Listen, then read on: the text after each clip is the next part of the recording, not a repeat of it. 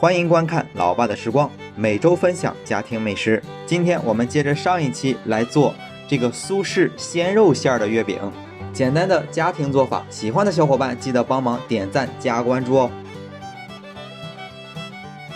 好了，首先呢，我们要准备2碗肉馅儿，我们要先把肉馅儿调好，取来一个大小适中的碗儿，我们加入2种肉馅儿，一种是在超市买的现成肉馅儿150克，我们在超市买肉的时候可以让商家免费的把肉搅成肉馅儿。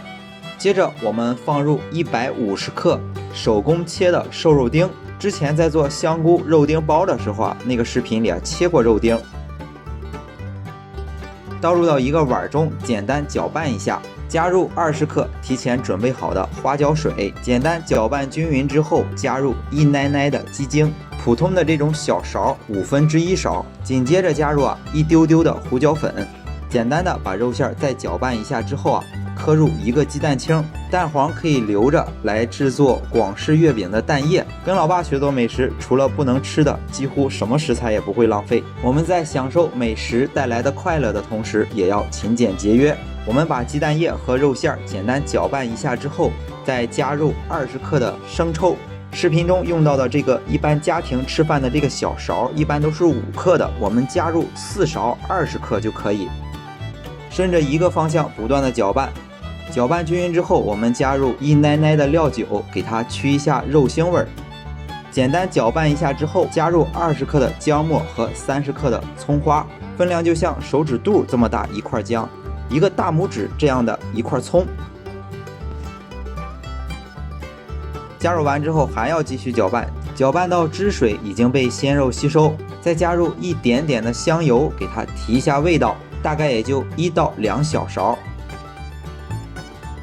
紧接着简单搅拌一下，最后要加入调味的盐。山东这边的饮食口味相对重一些，盐可能放的也会多一些，我们要根据自己的口味加入适当的盐。这样最后一次搅拌，我们的肉馅就做好了，放在一旁简单腌制一小会儿。趁这个时间，我们来制作酥皮。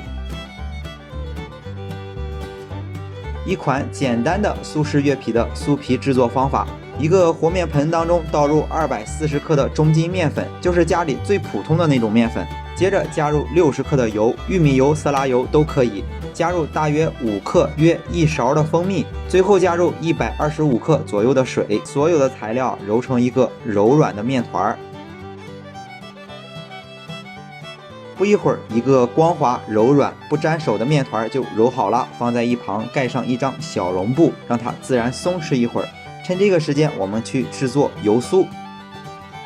同样还是240克的面粉，面粉中加入120克的食用油，没有别的材料了，我们只需要把它揉成一个柔软的油酥小面团。截止到这里，我们所有的材料就准备完成了。相对于这款鲜肉苏式的月饼，还是相对比较简单的。接下来我们来看怎么去制作。把松弛了大概有20分钟的面团一分为2。每一块可以切7到8个小剂子出来，也就是说这2块面团大概能做14到16个月饼出来。一般按照这个食材量的话，我们家用的烤箱是在32升到38升的之间居多。所有的食材用完之后，可以制作2盘出来。小包酥的制作方法，之前老爸做了好几款的糕点，经常看的小伙伴可能已经很轻车熟路了。只需要在面团当中包入相等分量的油酥，擀成长条状叠起来，再擀成长条状再叠起来，大概2次，然后给它擀成一个像饺子皮一样的形状，我们就把这个面团的酥开好了。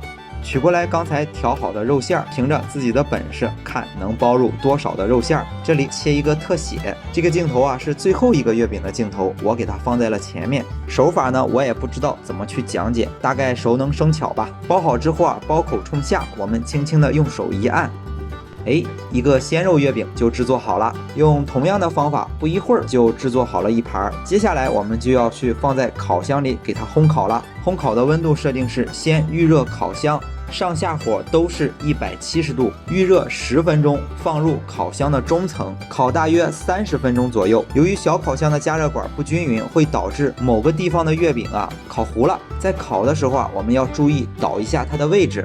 30分钟以后，一炉香喷喷的苏式鲜肉月饼就做好了，外皮酥脆，剥开之后一个满满的大肉馅，非常的好吃。这几天更新了广式、苏式的月饼，接下来几天就不分享怎么去制作月饼了，来分享几款家庭馅料的制作方法。好了，这一期就分享到这里。如果大家喜欢老爸做的美食，一定要帮忙关注、点个赞，谢谢大家。为了方便大家去看视频中所需要的材料我已经备注在视频下方的备注栏。